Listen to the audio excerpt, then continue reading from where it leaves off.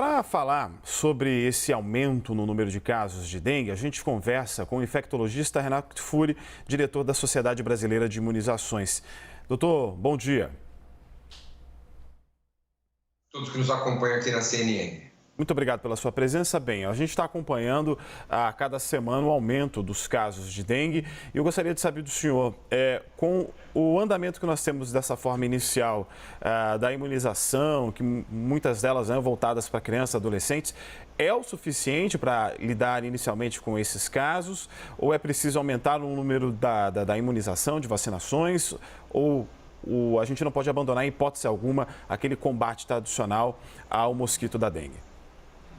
Olha, Jair, não há nenhuma expectativa que a vacina em curto prazo impacte os números da dengue no país. A vacinação de 3 milhões de brasileiros este ano, chegaram 6 milhões de doses, ou vão chegar 6 milhões de doses, suficiente para vacinar 3%, nem nos municípios onde a vacinação começou ou começará de 10 a 14 anos, trará algum impacto. Nós só vamos começar a ver o efeito da vacinação à medida que nós acumularmos uma porcentagem da população maior vacinada. Nem neste ano, nem no ano que vem. Este ano, muito menos, porque nós vamos receber boa parte dessas doses no segundo semestre. Ou seja, quem vai completar o esquema esse ano vai ser praticamente depois da maior temporada de circulação do vírus da dengue e das taxas de transmissão. Então, você tem toda a razão, os cuidados de redução de criadouros, de uso de repelentes devem persistir, não só neste, como nos próximos anos. A vacinação é um primeiro passo para nós começarmos a tratar a dengue de uma forma diferente, mas está longe de ser a solução para o problema, nem no curto e nem no médio prazo. Então, a vacina é extremamente segura, extremamente eficaz, deve ser aplicada, mas o benefício virá à medida que a gente acumular um número de vacinados cada vez maior. Doutor, nós conversamos por uma série de vezes sobre Covid-19 durante o período mais crítico da pandemia e o que a gente está trazendo, até o destaque aparece aqui embaixo na nossa taxa, é que casos de Covid cresceram 140% na cidade de São Paulo. É claro que quando a gente olha a porcentagem, parece ser um número muito extenso, claro que no numeral, se comparado com os períodos mais intensos da Covid-19, o número é menor, mas mesmo assim é preocupante por esse aumento. O que a gente pode entender que tem provocado esse aumento? Se há, na visão do senhor, alguma ineficiência em relação à continuidade do esquema vacinal da Covid-19 e o que é possível fazer para tentar reduzir esses números?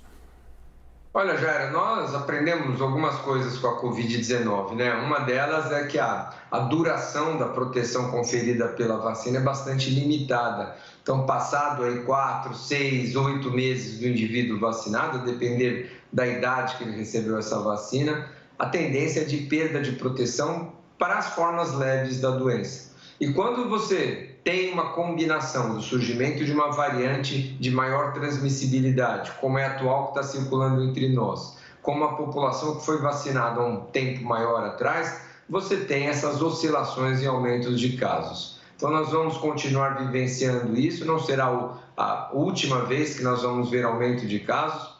Então, essas ondas da doença vão continuar acontecendo. E a gente precisa ter em mente que mesmo, como você comentou, já era o cenário, chegamos a quase 5 mil mortes por dia.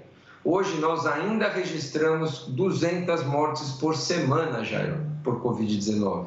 É um avião caindo toda semana de mortos por Covid-19. 1.000 mortes por mês acontecem no país. Em geral, quem vem hoje sendo hospitalizado são os idosos, obviamente, que a despeito do número de doses, eles têm outras doenças crônicas, descompensa quando pegam uma Covid e levam a quadros mais graves. E nós não podemos esquecer que os menores de 1 ano de idade hoje se apresentam altas taxas de hospitalização, perdendo só para os maiores de 80 anos de idade, porque nunca se expuseram ao vírus, nunca tomaram vacina, diferente da grande parte da população. Nós já nos infectamos 2, 3 vezes por Covid, todos que nos acompanham aqui, dificilmente encontraremos alguém que nunca foi exposto ao vírus.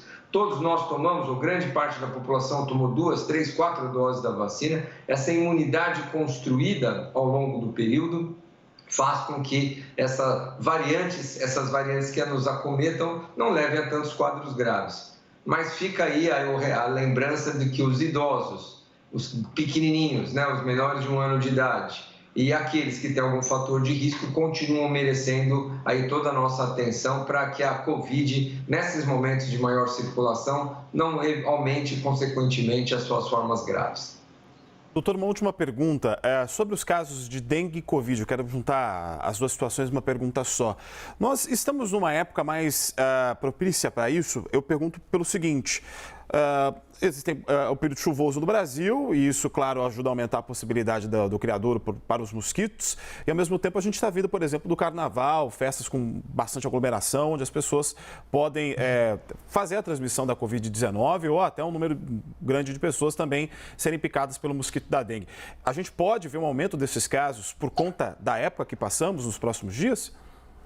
Olha, Jairo, a gente tem, obviamente, nas doenças infecciosas, um caráter periódico, sazonal, que nós chamamos. As doenças respiratórias aumentam mais no inverno, então gripe, bronquiolite, pneumonias tendem a acontecer mais no inverno. As doenças de transmissão por mosquitos, na época de chuva, então verão, aumenta muito o caso de dengue, de chikungunya, de zika vírus, e outras doenças também têm um caráter sazonal. Dois fatores vêm mudando essa periodicidade dessas doenças. Um deles é a mudança climática, onde a gente vê chuvas fora de épocas, estações do ano bastante não marcadas ou desorganizadas. Em segundo lugar, a própria Covid-19, que deixando as pessoas em casa, usando máscara, fazendo distanciamento social, desorganizou um pouco essa base de transmissão de várias doenças. Mas a tendência, em geral, quando você tem doenças de transmissão respiratória, elas se concentram mais ou há uma tendência de aumento de casos com proximidade, com aglomerações e com inverno.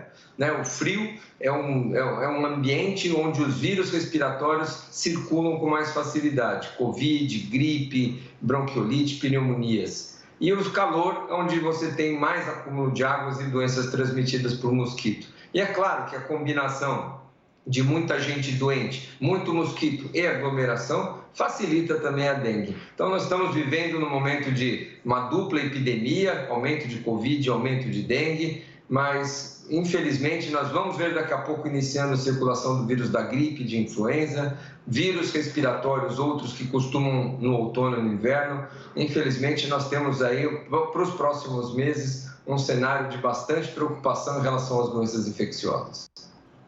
Conversamos com o infectologista Renato Kfouri, diretor da Sociedade Brasileira de Imunizações. Muito obrigado pela sua entrevista. Eu que agradeço, Jair. Um ótimo dia, um bom resto de semana a todos.